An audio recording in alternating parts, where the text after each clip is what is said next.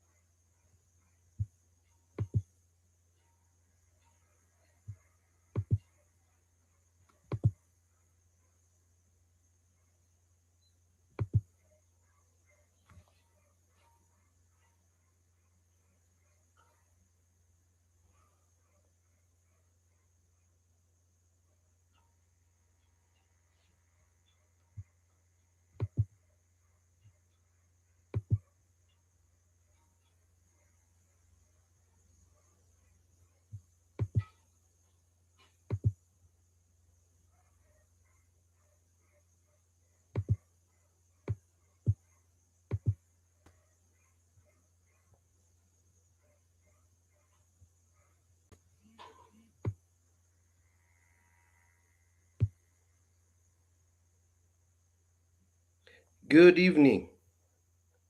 Uh, so I'm just testing the sound. Please put a thumbs up, like if you can hear me. You can comment if you can't hear me.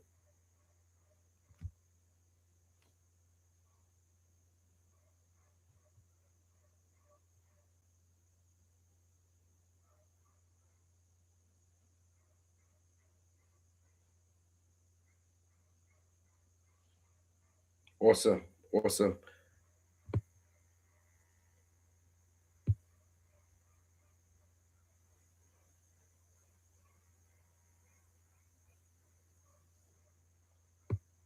Okay, so I think we'll give it about 3 minutes and then we can start.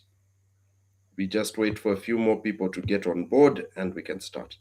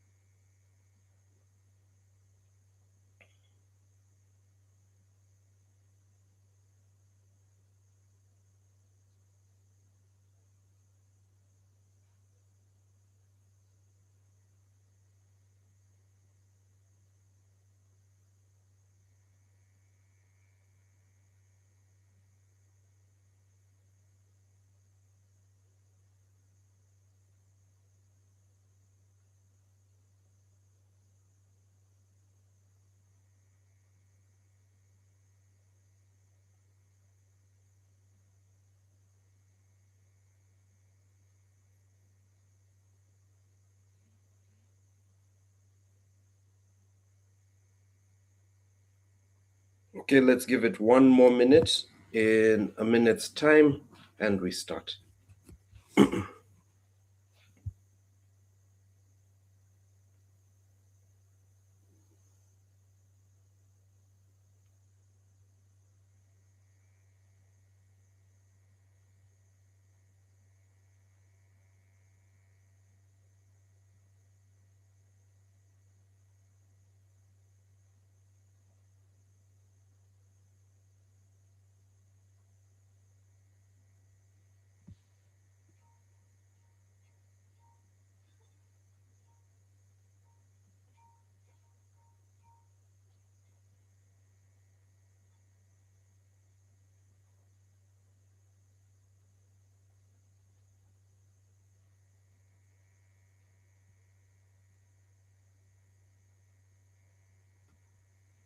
Okay, perfect.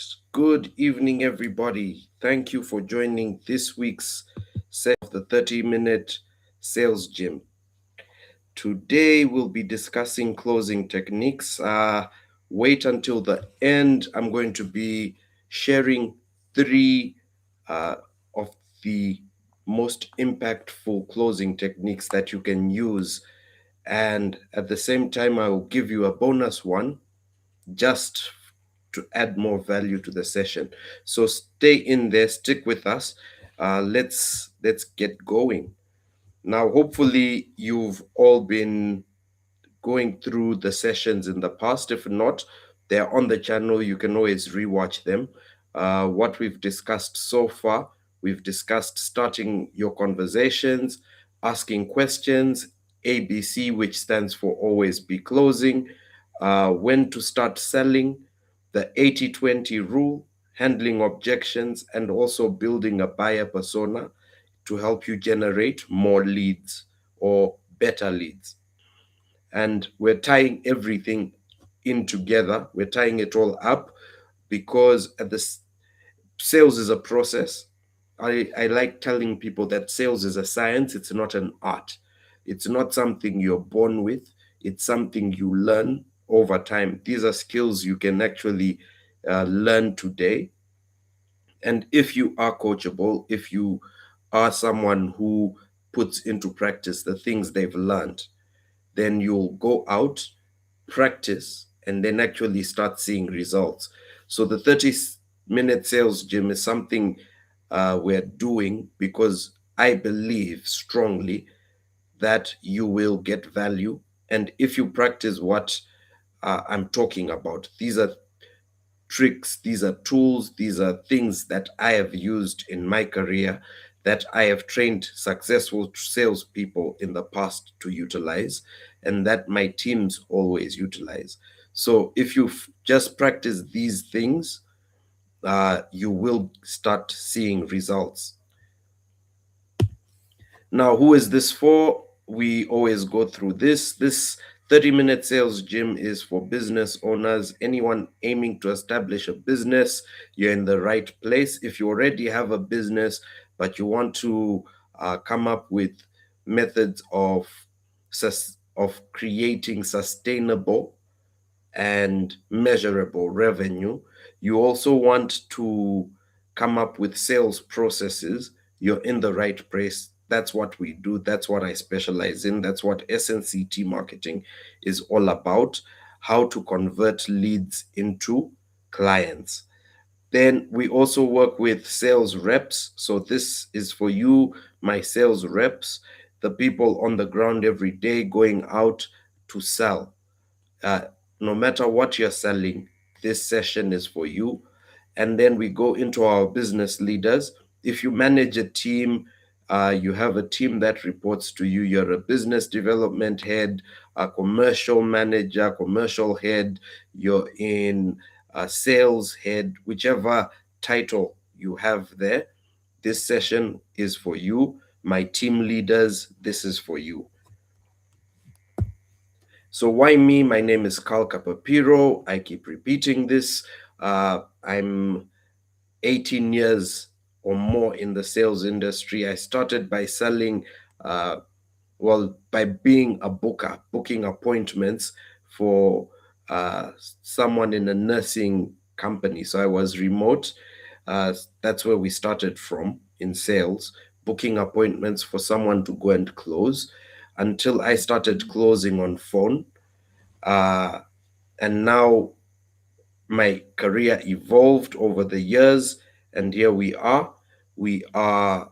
I have sold in more than 15 countries, high ticket, low ticket items. So tickets ranging from uh, $1 all the way up to things ranging from $100,000 I sell.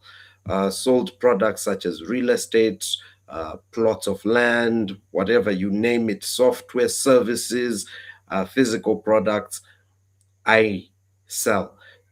The philosophy here is if you know how to sell one thing, you understand the process of selling, you understand the techniques behind selling. You understand sales is a science. You will be able to sell anything. I've trained and worked with more than 500 sales reps throughout my career, and that's a statistic I'm very proud of.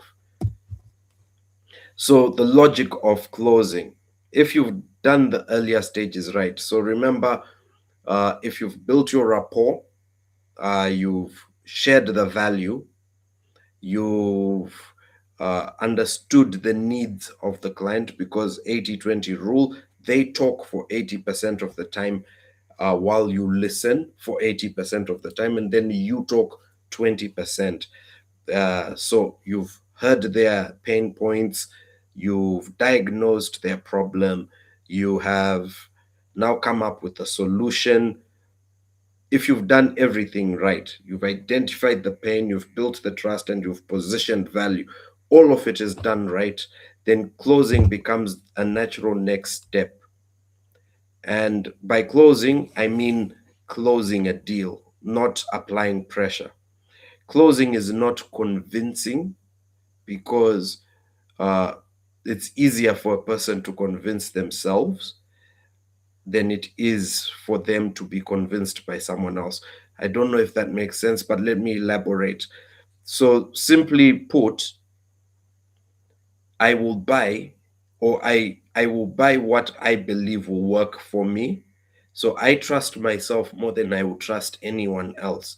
Majority of people are like that, and therefore closing, you can't convince someone to buy from you. If they don't want to buy, no matter how many modules you list and how many discounts you give, they're not going to buy from you. Closing is just confirming that they are ready to buy. So let's define the framework. The first thing is, does the buyer or the person you've selected to talk to, the lead, the prospect, do they have pain? And then, do they see value? And then, do they have the confidence in the solution, in the value you're proposing? Uh, do they have the confidence that it will actually solve their problem? And finally, close. Uh, if you've ever attended or gone to a hospital and they've diagnosed you or someone you know with an illness, and then you ask for a second opinion, it means you don't really trust. You don't have enough confidence in the doctor prescribing a course of treatment. It might be, listen, we need to amputate, listen, we need to put you on, let's say, chemotherapy. If you don't have the confidence in the person telling you this, chances of you actually going forward with the treatment are low. You're going to ask for a second opinion. However, if they understand their pain, they understand the value and how your solution will solve their problem, and they have confidence in that, then the next thing is, show me the money. How are you going to pay? The biggest mistake of sales up until the part where they have to ask for the money. The trick there, the reasoning is fear. We discussed fear in sales earlier on. So the biggest issue is always going to be fear. It feels hard to close. But the reason why it feels so hard to close is because you skipped a few steps. Otherwise, closing becomes natural. And the techniques we're going to talk about coming up soon, they're going to be simple, and I'll show you how they naturally progress from your pitch into a close. So if closing feels hard, you've skipped pain, you didn't understand the pain, so you're not confident in you saying, listen, let's sign the contract, put in a deposit. Uh, you didn't quantify the value, so you're not able to actually say, listen, the price of my service, my product is this, because you don't know how to, you haven't put a value. monetary value to the solution based off of the pain they feel. How much are they willing to pay? Or trust is weak. They are still asking you questions, still objecting, they still don't have enough confidence in you. Why salespeople fail to close. So these are the stats. I always like backing up what I say with stats, otherwise, you'll think I'm a liar. 60% of customers say no at least 4 times before saying yes, which means closing should be natural. Actually, rule of thumb for ABC, if you watch that video, is after handling every objection, you must transition to a close, not to asking more questions. So, do you have any more questions? Avoid that. Go into, okay, are you ready to buy? 48% of salespeople never follow up. It's the hardest thing to do because you start feeling as though you're nagging, you're disturbing the person. If they don't reply, you start saying, listen, they've blue ticked me, you feel bad. So 48% of salespeople or more actually don't follow up. And if they do follow up, they stop before the fourth or fifth follow up, meaning they never succeed in closing. Only 20% of salespeople ask for the sale directly. So, a lot of the time, you're going to hear salespeople trying to indirectly ask for the sale. It can sound something like, so is this something you're interested in moving forward with? You're not actually asking for the sale, but you're trying to test waters. It doesn't work. Actually, the worst one is, okay, so when you're ready, let's tell me so that we can start, leaving all the power in the hands of the client. You're not able to, or you don't feel the confidence in yourself to close. Then top performers close 3 times higher rates, uh, simply because they ask clearly and they ask confidently. Have you ever heard the saying that animals can sense fear? It's the same thing with buyers. Buyers can sense when you're not confident in what you've proposed to them. So if you're not confident, then and you're not clear with your ask and with your offer, then chances are you're not closing. You're not a top performer. So most deals are lost not because of price. Price, if you're losing your deals because of price, it means the decision maker did not see the value or did not equate what you're offering, the value you're offering with the product you're actually with the amount you're charging for that value. So it's usually not a price issue. It's usually a lack of direction from the salesperson. You have failed to control your environment, and therefore the client has taken the lead. So, 3 powerful closing techniques. Here we go. Of the 3 powerful closing techniques, I've tried to make them clear in terms of B2B, business to business, and then business to consumer, where you'll get faster decisions.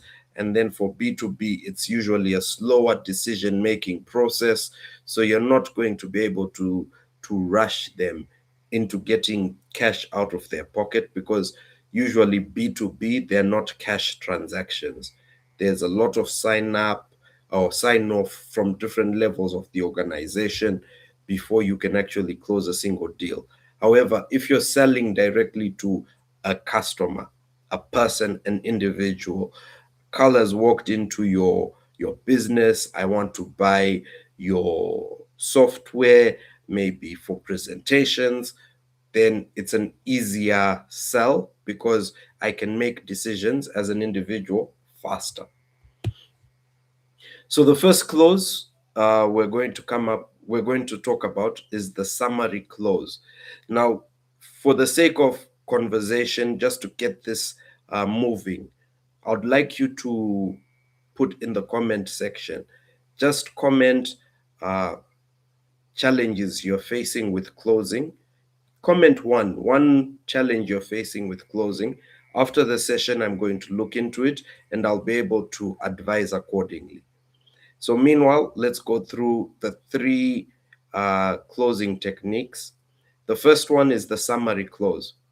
You use the summary close after a discovery session. So you've asked questions, you've understood the problem, uh, multiple stakeholders are involved. So you've got the finance person, you've got the the IT if you're selling software, or the procurement person. Everybody responsible is in the room. And then you go into a statement similar to based on what you said. So in short, you're summarizing, you're transitioning into a summary of all their problems. Everything they've said, you're summarizing it into a simple short phrase so that they can agree with you. So the example listed here, I'll read it out. So just to summarize, you're currently losing about $3,000 monthly due to low conversion, and your team lacks a structured follow-up system. What we've built solves exactly that by improving your close rate and tracking leads. The next step would be to get you started this week. Does this make sense? So you've summarized their pain, you've highlighted the strength, how your solution will solve it, and then you go straight into when we should start. So you're keeping control of the room. This is a summary close. Why it works, it reinforces the pain, it reminds them of all the things they talked about. It also shows alignment, meaning it shows that you understand them, you get them, right? They spend all this time talking and you actually get them. And then it makes the decision feel logical. It's common sense. Next step, uh, we should get started next week so that we stop you from losing the $3,000 monthly due to low conversion. Does that make sense? Yes. Yes, it makes sense. So this is the summary close. Let's go into the second clause. Second clause is the assumptive clause. Just a reminder, if in case you're not taking notes now or taking screenshots, these slides or these presentations are saved. They are rewatchable on the channel. So you can always go back and rewatch this uh, in order for you to maybe understand something you may have missed. Not a problem. The assumptive clause, when to use the assumptive clause. Now, customer is engaged and interested. You've got them by the hook in terms of fishing examples. You've got them hooked. They are raring to go. Uh, this usually works with low mid ticket offers, something affordable, something where the close is easier, not something so expensive that it would trigger a procurement process. So instead of asking something like, would you like to buy? You would say something like, do you prefer we start you on the monthly plan or the annual plan? Or you say something like, should we set this up for you today or tomorrow? So instead of asking if they will make the decision to buy, what you're asking them is, the decision is made, it's time to buy, but when would it be more convenient for us to actually implement what you're buying? Let's take a look at if you're selling phones. I've got a maroon phone here. I liked the maroon. However, there are other color options. So a customer comes into the shop, they take a look at the phone, they're playing around with the dummy phone or with the sample phone display unit. And then the sales rep comes in, answers a few more questions. The buyer, the prospective buyer, is very interested, engaged. Now you're going to ask, what color should I get for you? Right? They've gone through the price, they've seen the price on display, everything is done. So instead of saying, now, do you want to buy the phone? You're asking them, what payment method are you using? Are you going to be paying by mobile money or you're paying with cash? What's the payment method? So you're not giving them the choice, or you're limiting their choices to one or the other. It removes friction. It avoids awkwardness. It's a yes or no. So once they tell you, listen, I want the gray color, you immediately go and get them the gray color. That's what they are paying for, right? It avoids awkward yeses or nos. It's giving you an answer in as to what they prefer, and then it moves the decision forward naturally. It's not pressure. It's not.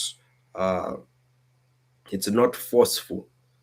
It's it slips in. It sneaks into the conversation, slides right in there very smoothly. You're buying a solar pump for your home or for irrigation if you're into farming. It's uh, so when do you want us to come and install? Next week or the week after next? It's not, oh, so do you want to buy? It's, when should we install? We go into objection-based close. So the objection-based close. Now, again, I hope you guys are commenting or putting your comments in the comment section. Feel free to like, uh, subscribe if you're not subscribed to the channel. This is going to be happening every week, Wednesday, 7:30. So you're always going to be able to find the same content because we save the videos on our channel, 30-minute sales gym. So when do you use the objection-based close? The customer is hesitating, and you sense that they still have hidden objections. You've not done the discovery till the end. They're still hesitant. You've not really asked their most burning question. You've not answered the problem, the underlying problem. So they're not yet confident. So, for example, it seems like something is holding you back. What would stop you from moving forward today? What is it? So you're probing some more to find out what it is that's preventing them from finishing up. For example, you've used the assumptive close, and they still come in and say, listen, today I can't really make a decision on whether I want maroon or gray. Then this is where you come in with the objection-based close. It seems like you're not you're holding back. What's up? What's stopping you from moving forward today? Then once they respond, you're going to follow up with another question, which is, if we solved that, would you be ready to move ahead? Example, someone is not buying your service or your product. Come in with, and you've done the deep dig, you've asked them what's holding them back, and they've answered, listen, the truth is the money. I can't get that money in one go. Now, instead of continuing to try and pressure them on and offering discounts, you could say, listen, what if I could make that more digestible for you? Would you be ready to move ahead? What if I could make the payments uh, a lot more acceptable? Would that be something that would make you move forward? Then they say yes, and you go into either a payment plan or whatever discounts you're able to give and see if they will move forward. It works because it brings out the real issue, it surfaces the real issue, it prevents fake objections. And the biggest challenge is a lot of us get objections and we stop at the surface objection. And once you get the surface objection, and you handle that, it doesn't solve the problem. They're not buying because they used the surface objection just to keep you quiet. It's the one they were not embarrassed to say. Someone will come and say, nah, you have maroon and gray only. I wish you had black. Okay, uh, that sounds fine, but there's no black anywhere. Seems like it's something that's holding you back, or there's something else holding you back besides the color, because these are the color options available in all our shops. So what would it be stopping you from moving forward with either of these colors? And then let them break it down. Let them fully explain. Let's get deeper, dive deeper into their challenge. And that's the objection clause. It creates a conditional commitment, because once you ask them, would you be ready to move ahead if I can solve your problem or your objection? Would you be ready to move ahead? And they say yes. So that's a conditional commitment. Of course, I would like to state this. If it's not already obvious, don't go and say, you're objecting to buying. Let me understand why you're objecting. They don't, this is sales language. So it's not something you're going to say to the lead. You're not going to go and tell them, let me understand why you're objecting to this, or what are your objections, right? Uh, I just had to put that out there. Now, for our bonus clause, the silence clause, a lot of the sessions we've done so far have been talking about let them talk, keep quiet, nudge them along with simple gestures like, and then, okay, yes. Show them you're listening, you're attentive. Silence is golden, they say. So shut up and get rich. That's the full statement. Silence is golden, so shut up and get rich. Now, here we have the silence clause. After asking for the sale, stop talking. You've used the assumptive sale. When should we start? Today or tomorrow? Don't go into an explanation because today, if we do it today, this. No, stop, hold up, wait for them to speak. Give them the opportunity to answer. Sometimes that silence speaks volumes to them and actually leads to the close. Remember not to talk yourself out of the sale, which a lot of us as salespeople do. We talk ourselves out of the sale. We talk ourselves out of the deal. We add unnecessary discounts. We tell them, of course, the price is negotiable. Instead, give them the silent treatment. You ask the question, let them answer. So what challenges do you face? I'd asked earlier if you could comment, put your challenges, type them out in the comment sections. What's stopping you from closing more deals? What are the challenges you're facing? Let's have a list of them on the comment section if you have any, and we'll be able to break them down. Feel free, put your comments in there.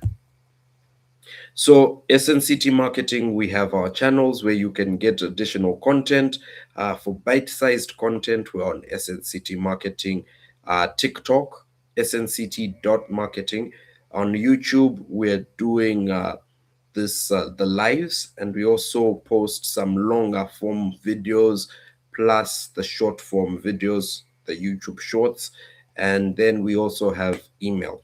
So you can always reach out to me directly on carl@snctmarketing.com, or if you're not comfortable reaching out to me, you can reach out to emima at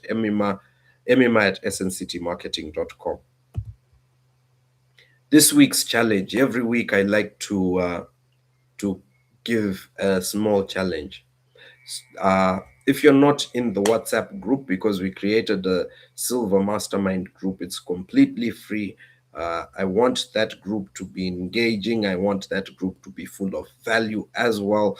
We're building up in a big way.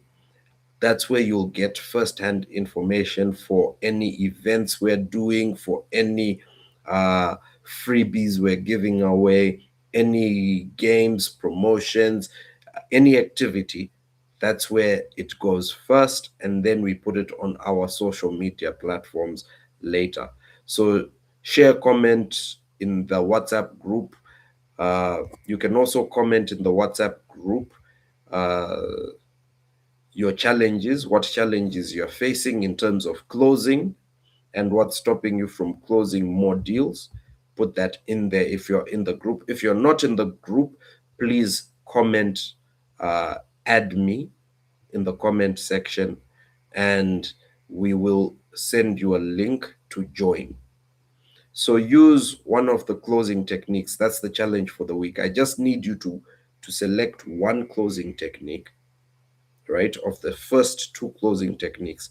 The first two closing techniques, the summary close and the assumptive close, backed by either the objection-backed close and 100% the silence close. So pick one, utilize it, and then comment in the WhatsApp group telling us how it went. Uh, I'm sure you will see a lot of difference in your results if you do that. So I'm expecting a lot of positive feedback. If not, if you do have a negative feedback, you can still comment. I want you to comment. I want us to help each other, guide each other, and I want us to develop the best closers in Uganda.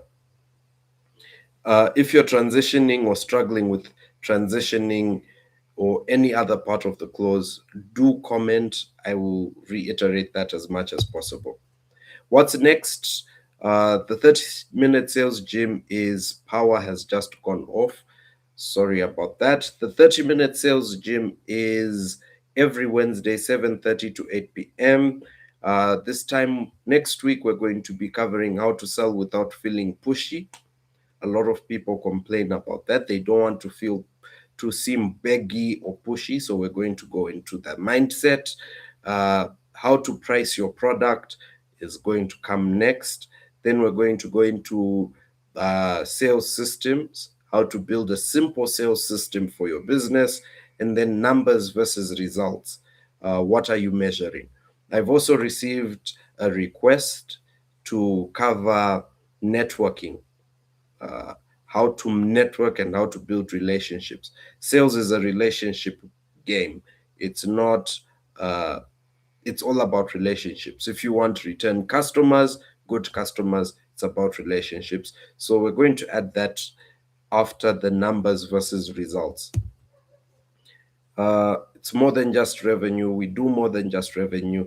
SNCT marketing, we do sales coaching, events, we do business consultancy, results-oriented strategy and implementation, all the way from your marketing, lead generation, how do you convert your leads? We do it all. That is what SNCT marketing is about. We develop strong sales teams. I'm leaving it open in case there are questions I'm going to be answering. These are our goals. Goal number one, train individuals. Goal number two, develop strong organizations. And finally, goal number three, improve how business is done in the country. Thank you very much. I hope I've kept time. I hope you've been engaged. Please feel free to to reach out. In case of anything, you can comment. Yes, I'll share the link with you for the group. No problem.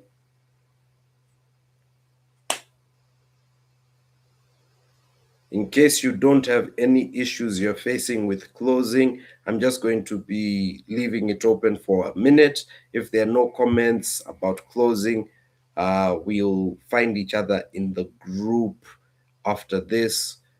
Again, please feel free, take action. Don't just listen for the sake of listening. Take action, go out and actually do what we're talking about.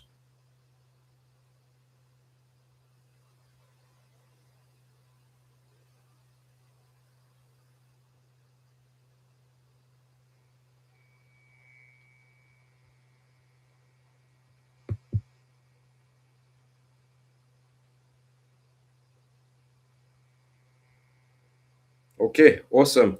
With that being said, have a good night. Thank you everyone for joining. Uh, Enjoy your evening and do great things. Cheers.